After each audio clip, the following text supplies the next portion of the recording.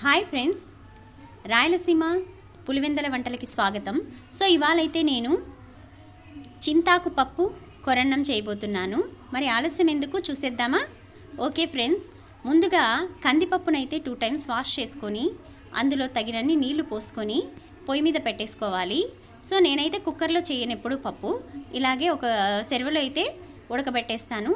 So అందులోకి ఒక spoon పసుపు, ఒక స్పూన్ ఆయిల్ వేసి పొంగొచ్చేంత వరకు ఉంచాలి. తర్వాత అందులోకి కావాల్సినవి తీసుకుందాం.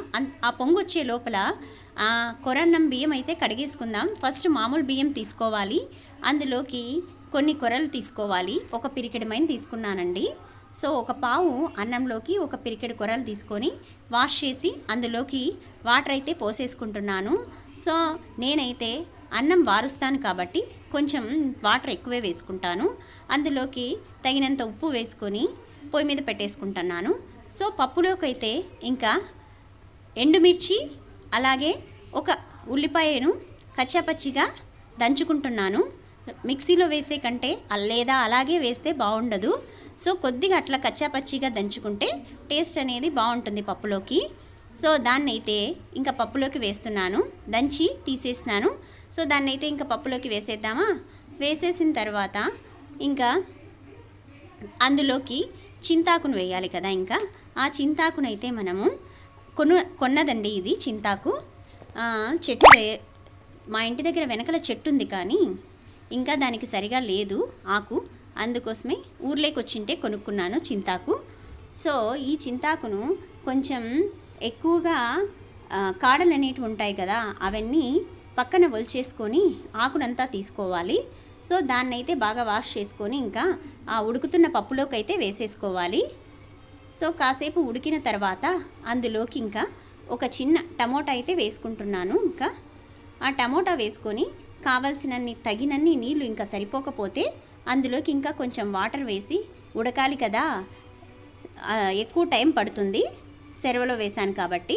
సో అందులోకి ఇంకా తగినన్ని వాటర్ వేసుకునేసి అది ఇంకా మూత పెట్టేస్తే ఉడుకుతూ ఉంటుంది. నేను ఇంకా అంతలోపి తాలింపు కోసం అని చెప్పేసి కొరన్నం పప్పులోకి తాలింపు వచ్చేసి గోరు చిక్కుడుకాయ అయితే బాగుంటుందండి. దాన్నే మేము మొట్టికాయని కూడా అంటాము.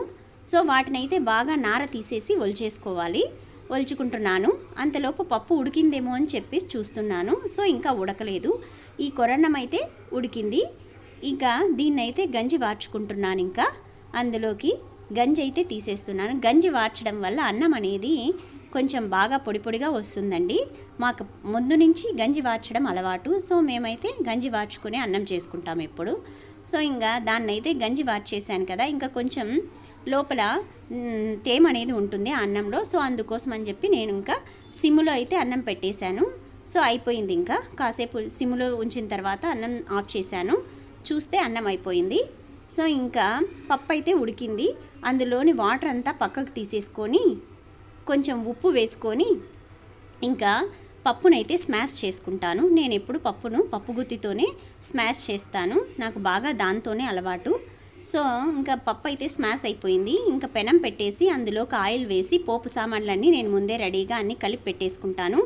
ఆవాలు, శనగపప్పు, మినప్పప్పు, జీలకర్ర అన్నీ కలిపేసి పెట్టేసుకుంటాను. సో అదైతే నేను ఇంకా ఆయిల్లో వేసేస్తాను.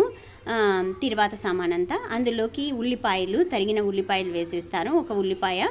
సో అందులోకి కరివేపాకు అంతా వేసి కొద్దిసేపు వేగనిచ్చాక బ్రౌన్ కలర్ వచ్చేంత వరకు వేగనిచ్చి అందులోకి స్మాష్ చేసుకున్న పప్పునైతే వేసేసి 1 నిమిషం పాటు అలాగే ఉడికిస్తే పప్పు అనేది బాగా టేస్ట్గా ఉంటుంది. ఇంకా ఈ వంపేసిన వాటర్ను కూడా అందులో వేసేసి మనకు ఇంకా ఎక్కువ గుజ్జుగా కావాలనుకుంటే వాటర్ పక్కన తీసేయండి, లేదంటే మనకు పప్పు లూజ్గా కొంచెం జారుగా కావాలంటే ఆ వాటర్ను వేయండి.